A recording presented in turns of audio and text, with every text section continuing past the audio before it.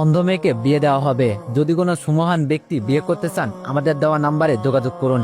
এমন একটি নোটিশ দেখে ফাহিম অবাক হয়ে যায় আর ভাবে, যাক অবশেষে বিয়েটা বুঝি হয়। এই কথাটি ভাবতে ভাবতে ফাহিম নিজের ফোনে নাম্বারটি তুলে ফোন দেয়। ফোনটি ধরতে, আসসালামু আলাইকুম। ওয়ালাইকুম আসসালাম, কে বলতেছেন? ফাহিম বলল, আসলে আমি একটি নোটিশ বোর্ডে দেখলাম একটি অন্ধ মেয়েকে বিয়ে দিবে, তাই ফোন দিলাম। লোকটি বলল, ও আচ্ছা, বিয়ে দিব, আমার মেয়ে সে। ফাহিম বলল, আমি বিয়ে করতে চাই। লোকটি বলল, বিয়ে করবেন আপনি, কিন্তু আমার মেয়েটা কিন্তু অন্ধ, আর আমি কোনো টাকা পয়সাও দিতে পারবো না, আমি খুবই গরিব। ফাহিম বলল, আমি টাকা পয়সা চাই না, শুধুমাত্র আপনার মেয়েটাকেই চাই, যে আমার বউ হয়ে আমার পাশে সারা জীবন থাকবে। লোকটি বলল, ভেবেচিন্তে বলো, তোমার বাবা মা পরে আবার সমস্যা করবে। ফাহিম বলল, সত্যি বলতে আমার বাবা মা নেই, আর আমার মা বাবা কে সেটাও জানি না। লোকটা বলল, এটা আবার কেমন কথা? ফাহিম বলল, ছোট থাকায় একজন মহিলা আমাকে রাস্তায় কুড়িয়ে পায়, তারপরেই নিজের সন্তানের মতো দেখাশোনা করে। আফসোস কিছুদিন আগে উনিও মারা গিয়েছে। লোকটি বলল, ও আচ্ছা, তুমি কি করো? ফাহিম বলল, আমি ইঞ্জিনিয়ারিং লাইনে পড়াশোনা করেছি, এখন একটি প্রতিষ্ঠানে চাকরি করি। লোকটি বলল, তুমি এত ভালো ছেলে, একটি অন্ধ মেয়েকে বিয়ে করতে চাও, কারণটি কি? ফাহিম বলল, আমি চাই একজন অসহায় মেয়ের পিছনে দাঁড়াতে, আমি চাই সে সুখে থাকুক বাকিটা জীবন আমার সাথে। আপনি আমাকে বিশ্বাস করতে পারেন, আমি কখনো আপনার মেয়েকে কষ্ট দিব না। লোকটি বলল, ভেবে বলছো তো? ফাহিম বলল, আপনি 100% শিওর থাকতে পারেন। লোকটি বলল, ঠিক আছে, আমার সাথে রানীপুকুরের খানপাড়া গ্রামে এসে যোগাযোগ করুন, আজকেই বিয়ে দিতে চাই। ফাহিম বলল, ঠিক আছে। এরপরে ফাহিম কয়েক ঘন্টার ভিতরেই সেই স্থানে অবস্থান করে এবং মেয়ের বাবার সাথে কথা বলে সোজা বিয়ে করতে কাজী অফিসে যায়। তখন মেয়ের বাবা বলে ওঠে, বাবা, আমার মেয়েটাকে একটু দেখতে আগে, তারপরেই বিয়েটা সম্পূর্ণ করতে।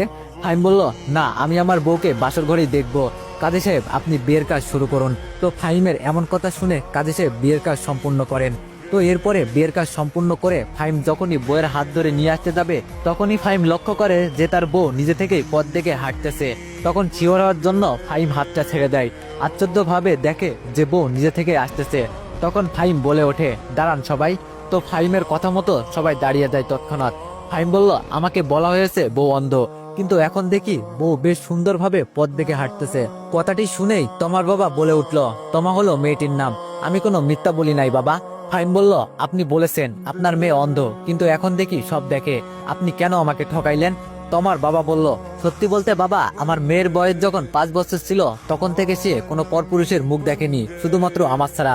সে পর্দা করতে খুব ভালোবাসতো, তাই 4 দেয়ালের মাঝেই বন্দি ছিল। এখন যখন মেয়েটিকে বিয়ে দিব, তখন ভাবলাম এই মেয়েকে কার সঙ্গে বিয়ে দিব, কে তার উপযোগী হবে। তখন আমার মেয়ে এই বুদ্ধিটি দেয় যে, বাবা, একটি কাগজে লিখে দাও যে কেউ অন্ধ মেয়েকে বিয়ে করবে নাকি। এই পোস্টটা দেখার পরে অনেক লোকই ফোন দিয়েছিল, কিন্তু সবাই বলেছে অন্ধ মেয়েকে বিয়ে করব, কিন্তু 10, 12 বা 15 লক্ষ টাকা লাগবে। এটা শুনে সবাইকে বাদ দিয়েছি। আমি চেয়েছি একজন সৎ মানুষকে, কিন্তু তোমার সাথে কথা বলার পর বুঝলাম তুমি একজন সৎ মানুষ ও অনেক ভালো মানুষ। তখন বুঝলাম তুমি আমার মেয়ের উপযোগী পাত্র। তখন তমা বলে ওঠে, আসসালামু আলাইকুম আমার প্রিয় স্বামী, আমার বাবাকে আর আমাকে মাফ করবেন। তখন ফাহিম সবটা বুঝতে পেরে সবকিছু মেনে নেয় আর বলে, আল্লাহ আমার কপালে এত ভালো একটা মেয়ে রেখেছেন, সত্যি ভাবতে পারি নাই। ইনশাল্লাহ আমার বউকে হেফাজতে রাখবো সবসময়। ফাহিমের এমন কথা শুনে সবাই ভীষণ খুশি হয়ে যায়। তো এভরিওয়ান, আপনারা চাইলেও আমার কাছে গল্প শেয়ার করতে পারেন। আমার টিকটক আইডির বায়োতে আমার ফেসবুক পেজের লিঙ্ক দেওয়া আছে, ওখানে গিয়ে আমাকে মেসেজ দিন এবং আপনাদের গল্পগুলো লিখে পাঠান। ধন্যবাদ।